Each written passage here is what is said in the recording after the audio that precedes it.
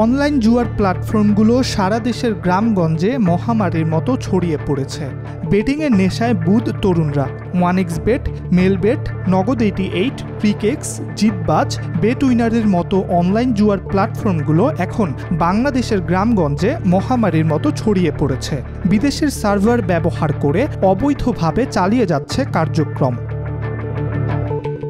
Social media বা pornographic সাইটে দেখানো বিভিন্ন অনলাইন বিজ্ঞাপন থেকে এসব জুয়ার সাইটের সন্ধান পাচ্ছেন ভুক্তভোগী তরুণরা।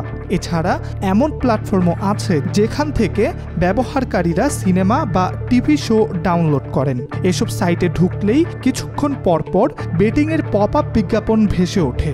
মাত্র একটি ক্লিক করলেই ব্যবহারকারীরা সোজা পৌঁছে যান সাইন আপ পেজে। এভাবেই বেটিং সাইটগুলো সবার জন্য সহজলভ্য হয়ে উঠছে।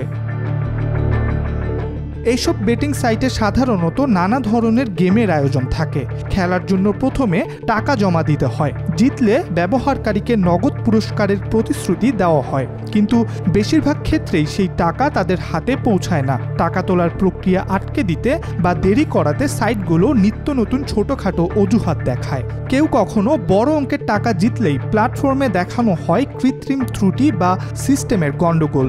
ফলে জেতা টাকাটা আটকে যায়। খেলোয়াড় অপেক্ষা করতে থাকেন, কিন্তু সেই টাকা আর তার হাতে আসে না।